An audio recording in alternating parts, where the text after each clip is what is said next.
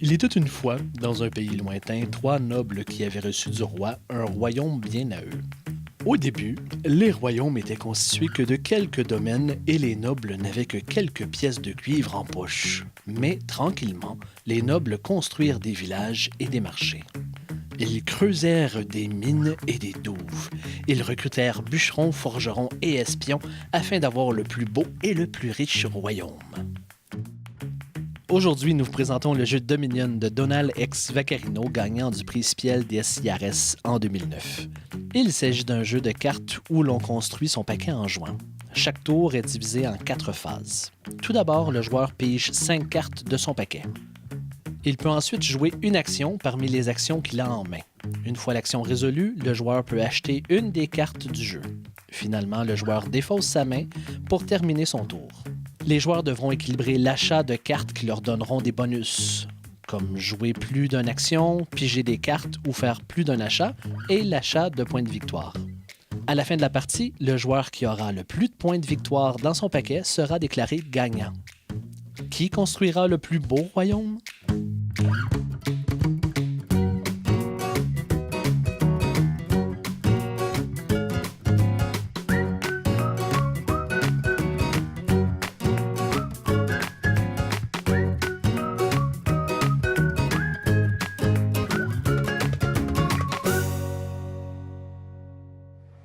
Bienvenue, Pierre Poisson-Marquis, à l'émission des Toasts et des Jeux. Merci beaucoup. On est très heureux de te recevoir. Je suis heureux d'être ici, oui. Bienvenue. Tu es historien du jeu.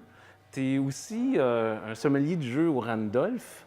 Tu as été aussi professeur d'histoire à la Commission scolaire des affluents.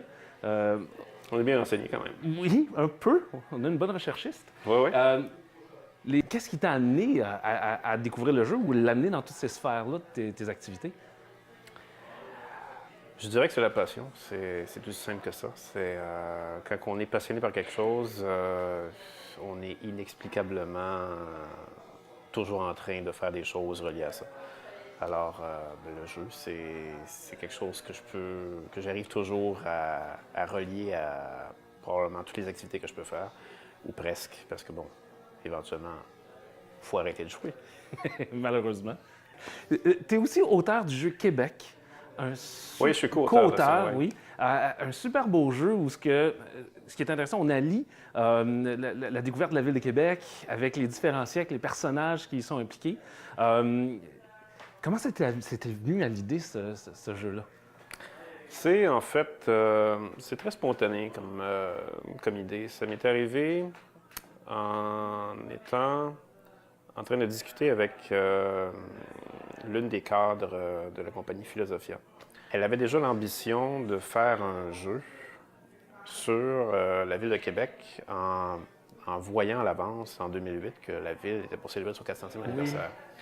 Et elle avait lancé ça comme ça. Elle a envolé comme ça. Elle avait dit ce serait fun d'avoir un jeu qui célèbre la ville de Québec puis qui aurait le même style que les jeux qu'on traduit.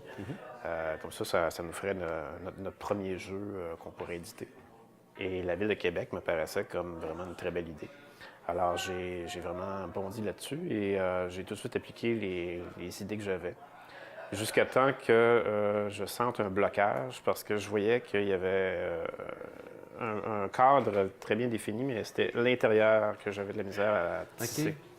Alors, c'est comme ça que j'ai été voir mon ami Philippe Baudouin, qui était aussi un passionné de jeu, qui l'est toujours, mais qui est moins investi que je le suis présentement, parce qu'il y a sa famille à élever, puis d'autres occupations dans la vie aussi. Mais à l'époque, il était vraiment aussi mordu que je l'étais, et lui aussi, ça lui trottait de faire des jeux. Il faisait ça, il bricolait ça sur le coin de table des fois, puis il avait même envoyé un jeu dans un concours à Boulogne-Billancourt. Et il avait gagné le premier prix. Donc, c'était quand même un gars très ferré, très brillant. Il est toujours autant. Et voyant son intérêt, je l'ai approché, j'ai dit « ça te tente-tu d'embarquer là-dedans? » Puis il a dit « écoute, c'est sûr. » Puis on a planché là-dessus pendant des mois. Et on est abouti à un premier prototype, puis on s'est dit « bon, on va l'envoyer dans nos concours. » On va l'envoyer au même concours que lui a gagné. Oui. Puis on va l'envoyer aussi à un concours qui débutait à ce moment-là. C'était dans la ville de Québec, justement. Québec voulait participer au concert des grands concours de jeux de société à travers le monde. Alors, il a eu l'idée, en fait, on a eu l'idée de participer à ce concours-là pour sa première édition, en envoyant notre jeu. Et puis, notre jeu a gagné. Ça a donné un super beau jeu on a beaucoup adoré. Puis, surtout aussi au niveau du visuel qui vient appuyer avec les bâtisses historiques des différents siècles. Oui, bien évidemment, ça c'était ma touche, évidemment. J'ai quand même un peu insisté pour que ça soit là. Excellent. Si tu me permets, on va débuter notre partie. Tout à fait. Donc, je te laisse l'honneur... De commencer? Oui. Bon, alors, on va prendre nos cartes.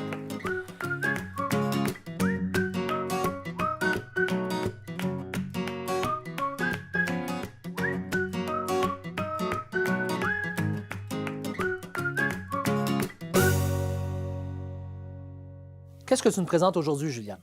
Corridor. Corridor, c'est un jeu de stratégie. Le but du jeu, c'est de traverser de l'autre bord. Moi, je suis les blancs, toi, t'es les rouges. Ça se joue à 2 ou à 4.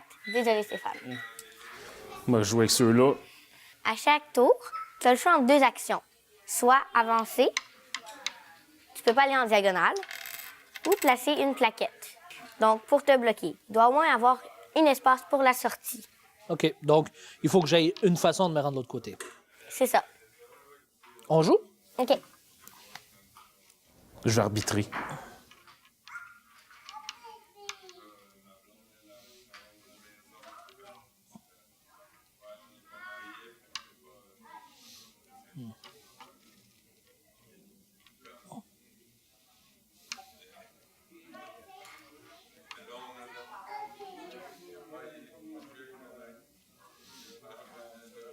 Ah oui, puis là, je peux me faire comme ça pour être sûr de pouvoir passer. Faire une porte. Mais je pourrais aussi condamner cette pièce-là. Donc, je pourrais bloquer la sortie. Comme ça. Puis là, je vais mettre ça Ah comme oui, ça. puis là, il faut que je fasse le tour. C'est ça. Bon.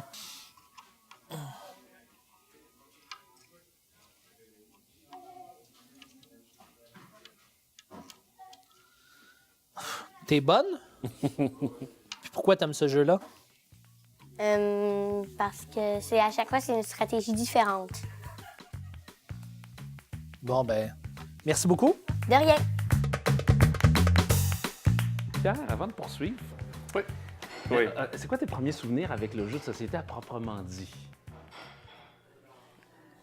Écoute, je serais porté à dire que ça remonte jusqu'à l'âge de 2 ans, mais je pense pas que je pourrais dire que je me rappelle exactement de cette expérience-là. Je l'ai en photo, par contre. Ah oui? Je suis photographié avec mon frère de 10 ans, mon aîné, qui m'apprenait mon premier jeu de société sur une table de cuisine, qui était les Dames chinoises. Et c'est mon frère qui m'a donné ma piqûre. C'est vraiment à lui que je dois cette espèce de passion-là, qui a vraiment dépassé ce que lui avait. Mais lui, il était quand même assez ferré aussi, parce qu'après les Dames chinoises, il m'apprenait les échecs à 3 ans. OK. Et il avait sa garde-robe avec ses jeux de société qui étaient sur les étagères en haut de son linge, sur ses supports. Et puis, je me rappelle très bien, j'allais dans sa chambre. Puis la première chose que je faisais en rentrant dans sa chambre, j'avais 4 ans, j'allais ouvrir son placard, puis je regardais les jeux, puis je disais « jouer ». Puis il m'apprenait un jeu, même si c'était pas écrit 4 ans et plus, il faisait confiance assez à mon intelligence pour m'apprendre les jeux. Ouais. Puis là, vous êtes collectionneur de jeux, bien sûr. Oui. Aujourd'hui, vous avez probablement une belle ludothèque à votre disposition. Oui, je dois avouer par contre qu'elle est moins... elle se garnit moins depuis quelques temps parce que j'ai plus de place. OK, oui. Alors, c'est le problème c'est ça. de quelqu'un qui en a une bien garnie. Ouais. Qu'est-ce qui a démarré, donc? Est-ce qu'il y a un jeu mémorable, tu as dit? Qu'est-ce qui a démarré ta ludothèque? C'est un jeu que j'ai reçu à l'âge de 4 ans. C'est un jeu qui est basé sur un conte américain très connu aux États-Unis, moins connu ici, mais ils ont quand même fait un film. Ils ont fait un film d'animation quand j'avais 4 ans, justement. Et c'est ça qui m'a fait connaître ce conte-là. Mais ils ont fait un film vraiment avec des acteurs et tout en 2006 qui s'appelle, le conte s'appelle Charlotte's Web. Il raconte l'histoire d'un petit cochon qui apprend c'est quoi la vie, puis qui se fait conseiller sur c'est quoi la vie par une araignée qui tisse sa toile dans le portail de la grange où il habite. Ça m'avait vraiment charmé, ce conte-là, quand j'étais petit. Puis ma mère avait tout de suite remarqué ça et elle m'avait acheté ce jeu-là. Et le jeu sur le conte. C'était vraiment rien de spécial. C'est vraiment un petit jeu où on lance un dé, on lance un pion, on arrive sur une case, on passe un tour, puis c'est où on recule, où on avance des cases. Mais c'était quand même Le début. le début. Et puis, j'ai encore ce jeu-là. Je me suis débarrassé de beaucoup de jeux dans ma collection, mais celui-là, évidemment, je le garde parce que c'est celui qui a commencé tout. Il y a un bel attachement. Ouais. Ah, ben c'est excellent. Mais sur ce, on poursuit notre partie. Parfait. Et Alors, donc, je crois que c'était à mon tour. oui. Là, dans le fond, je me suis moi-même distrait, mais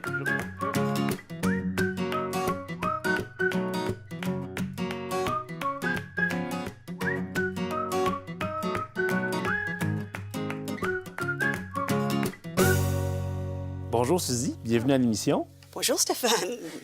Aujourd'hui, on parle d'une de tes passions qui est la grandeur nature. Ah oui. C'est quoi ça, le grandeur nature?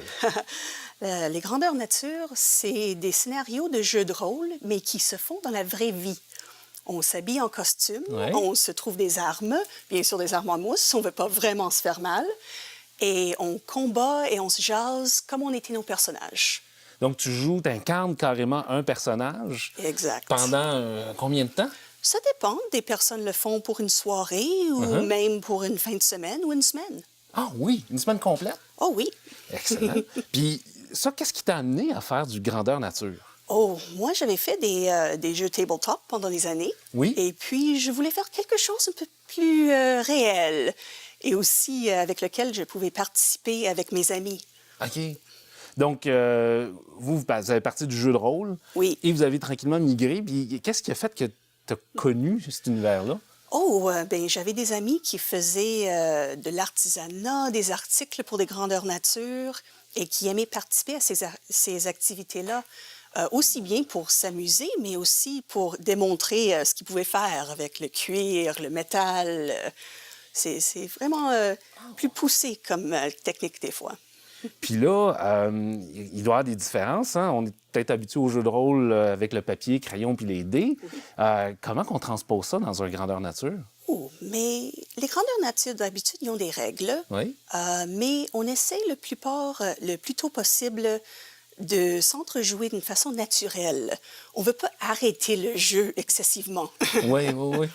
Alors, quand on combat, on essaie de faire ça correctement, mais on se lance dedans. OK, corps et âme. Mais oui. Puis tu nous as amené quelques objets. Ah oui? Ça, c'est des choses que tu utilises en grandeur nature. Oh oui, Fait que je pense... C'est-tu des cornes de minotaure? bien sûr. C'est pas pire. Je joue une femme guerrière Oui. dans cette grandeur nature.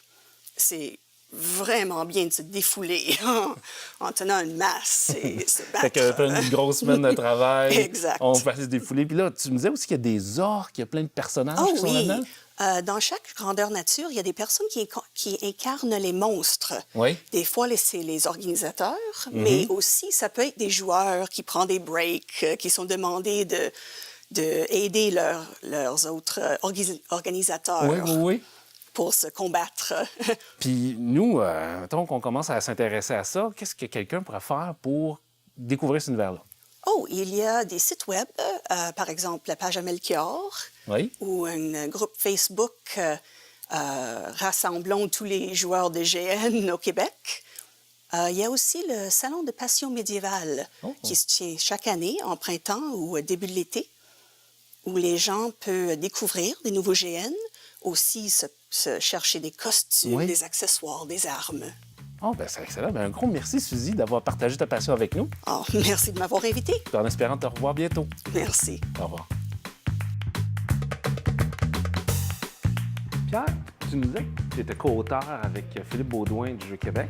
Moi, ce que je veux savoir, c'est comment ça se déroule la création d'un jeu? Comme Québec, ou peu importe. Ben, en as-tu déjà créé d'autres? Ah oui. Oh! Mais, mais je veux t'avouer que la création d'un jeu, c'est vraiment... c'est comme le travail d'un artiste. C'est vraiment au gré des idées, puis au gré de l'inspiration. Quand on se sent très inspiré, on va vraiment s'investir, puis on va même pas voir le temps passer, puis on va commencer à pondre des règles, puis à faire des essais. Mais on commence par les règles. On commence pas nécessairement par OK. les règles. C'est ça le problème, parce que ça dépend vraiment des gens. Il y a 3 façons de créer des jeux. C'est soit qu'on commence avec des règles, soit qu'on commence avec un thème, soit qu'on commence avec des objets. Les objets, c'est vraiment la façon la moins commune, parce qu'on ne penserait pas commencer un jeu en pensant à des objets. Mais ça arrive. Il y a des auteurs de jeux professionnels qui en font même une manie. Puis pour Québec en particulier, qu'est-ce qui a été le processus pour toi et ton co-auteur, Philippe? En fait, la création de Québec, comme j'ai dit tantôt, c'était un processus où j'ai commencé par les mécaniques, mais le thème aussi, à cause qu'on l'avait injecté. Donc, j'avais pensé à une mécanique au début de pointage qui pouvait se démultiplier en 4 façons de faire des points et qui se chevaucheraient une sur l'autre. Et à cause de ça, j'ai comme fait passer les mécaniques, mais éventuellement, je voulais faire rejoindre le thème. Donc, quand j'ai pensé au thème, j'ai pensé à la vie culturelle de Québec, à la vie politique, à la vie économique, puis à la vie religieuse. Et c'est comme ça que j'en suis venu avec les 4 façons de faire des points qui se chevauchaient. Et quand je suis arrivé avec Philippe, Philippe est devenu plus mécanique dans sa façon de faire. Donc, on est passé vraiment d'un mécanique thème à un mécanique intense, puis on est revenu vers le thème ensuite. Mais quand une création se fait à 2, c'est très singulier parce que on essaie en fait de voir si les 2 sont capables d'être compatibles dans leur façon de faire leur jeu. Et c'est pas toujours quelque chose qui va automatique. C'est pratiquement comme une relation de couple. Puis entre le premier moment où tu as pensé au jeu, que tu as écrit les premières règles, puis le jeu qu'on connaît maintenant, Oui. est-ce que c'est assez semblable ou Pas tant, non. Non? C'est-à-dire que oui, la base est là, mais quand on avait envoyé le jeu au concours à Québec, le jeu était beaucoup moins compliqué qu'il est là. C'était vraiment une version très épurée du jeu, familiale à la limite. OK. Qu'est-ce qui l'a complexifié finalement? Bien, c'est ça. L'idée, c'est que quand on fait un jeu, le gros piège à éviter, et ça, c'est très, très difficile, c'est d'éviter d'ajouter des règles pour le rendre intéressant. Parce que c'est très facile de faire ça. Il y a des jeux qui ont des livres de règles ça d'épais parce que leurs créateurs n'ont tout simplement pas résisté à ajouter des règles juste pour ajouter quelque chose qu'ils voulaient avoir dans le jeu. Mais si on est capable d'avoir fait quelque chose dans le jeu sans être obligé d'ajouter une règle, c'est là qu'on voit que c'est la beauté. C'est la beauté du jeu. Et on n'a pas eu le choix à un moment donné. On s'est dit, ouais, mais si on ajoute telle affaire, ça va probablement rendre le jeu plus compliqué. Mais on s'est dit, on ne peut pas enlever ça, sinon le jeu manque un peu de viande. OK. On voulait vraiment faire un jeu accessible au début, mais plus on travaillait dessus, plus on se rendait compte qu'on allait faire un jeu fait pour les gens qui adoraient jouer à des jeux. Passionné le jeu. Ouais. Ouais, ça a bien marché. Fait que là, je comprends à qui on doit la mécanique de cascade des points d'une sphère à l'autre. Oui. C'est super intéressant. Et c'est de nouveau à mon tour. Donc, je reprends avec C'est quasiment arrangé. quasiment bureaucratie. Moi aussi, j'adopte maintenant la bureaucratie. Ah, ben oui.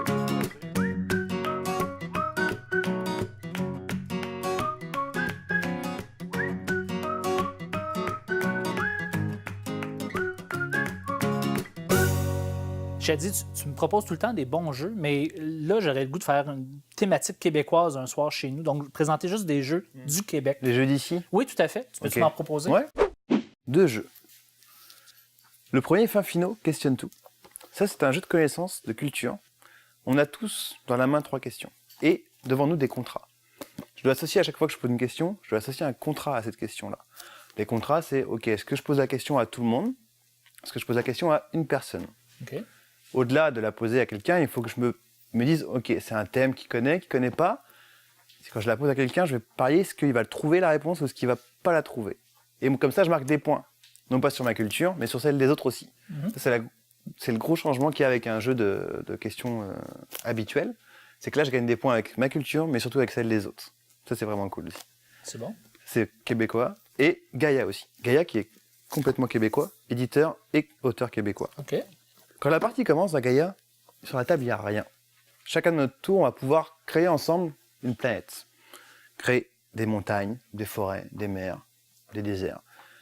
Ça, c'est la base qu'on a pour créer des villages. C'est là notre but du jeu à nous. On crée un monde ensemble, mais ce que je veux, c'est créer des villages pour moi. J'ai 5 bonhommes devant moi, 5 meeples, comme ceux de Carcassonne. OK. Quand j'ai posé le 5e, j'ai gagné. Donc je compte pas les points, c'est juste ça, j'ai fini. Pour poser un meeple, il faut que j'ai créé un village. Un village, ça me demande des choses. C'est-à-dire que quand je pose un village, je ne pose pas n'importe où, il faut que je pose à un endroit précis. Et autour, il faut qu'il y ait des conditions réunies pour que ce village soit vivable et que je mette mon bonhomme dessus. Voilà, ça c'est une version normale du jeu.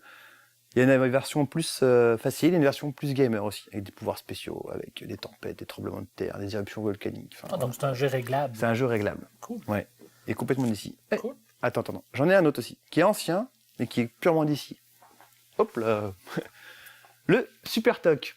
Le jeu de Toc, c'est un peu comme le Parchésie. On a comme but, d'accord, comme départ ici, on fait tout le tour, puis on doit revenir au milieu. L'avantage par rapport à un Parchésie, c'est que là, je lance pas les dés, mais c'est des cartes qu'on va distribuer. Une carte d'un jeu normal. Puis moi, je vais prendre mes cartes et je vais les jouer. Suivant l'ordre dans lequel je vais les jouer, suivant ce que vont faire les autres, ça a un peu plus de stratégie qu'un Parchésie normal. Oui, et ça, c'est purement québécois aussi. Wow. Ben, merci, Chazy. Avec plaisir.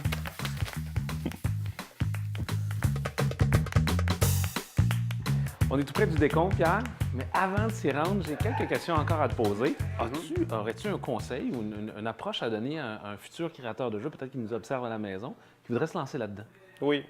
Le conseil numéro 1 que je vais donner, c'est de ne jamais s'imaginer qu'on va être millionnaire avec ça. Parce que trop souvent, j'ai vu des créateurs de jeux arriver avec des prototypes à me présenter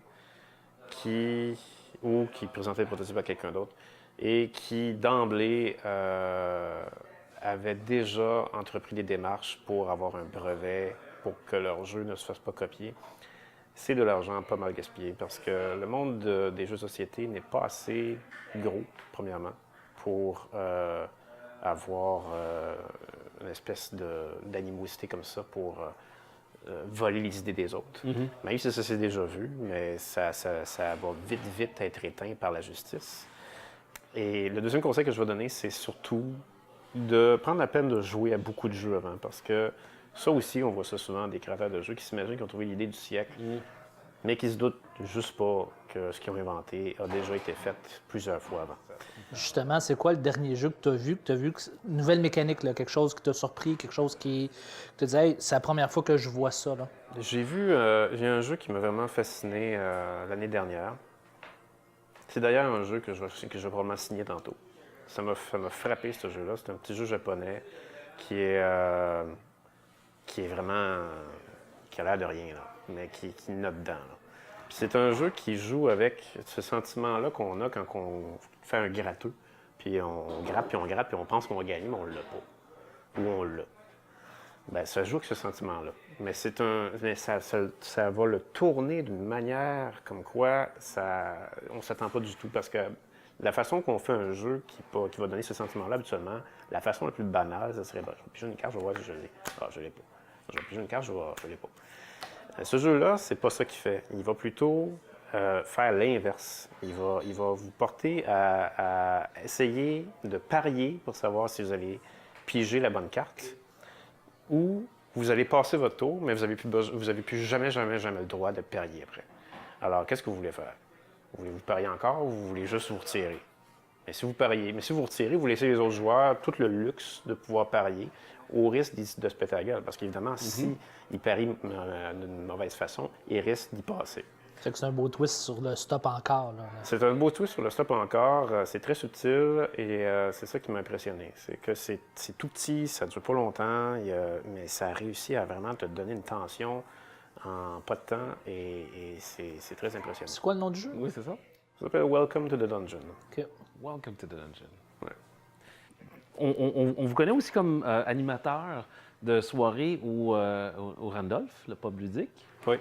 Puis, c'est quoi la vie d'un sommelier du jeu? C'est vraiment l'endroit qui définit comment ça se passe, plus que le sommelier lui-même. Le sommelier lui-même, en fait, va avoir sa personnalité, il va avoir ses connaissances propres et puis il va avoir sa façon d'amener les jeux aux gens. Il y a aussi vraiment des très beaux rapports qu'on peut établir avec certains clients parce qu'il y a des clients vraiment qui en mangent du jeu. Oui. Ils veulent en voir plus. Alors, quand on a ces clients-là, ça fait juste nous donner encore plus le goût d'être là parce qu'on voit vraiment que on est là pour les faire plaisir, puis qu'on peut répondre à leurs besoins.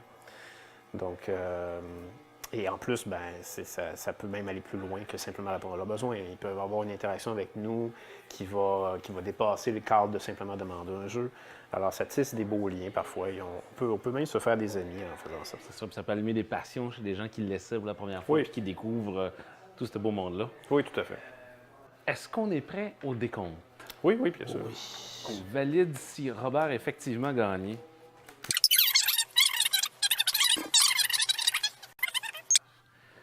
Donc, j'ai 19 points de victoire. Moi, j'en ai.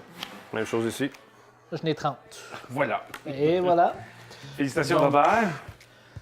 J'aimerais porter un toast à tous les créateurs de jeux québécois. Ton Ben, créateur de jeu. Toast au créateur de jeu. Créateurs de jeux.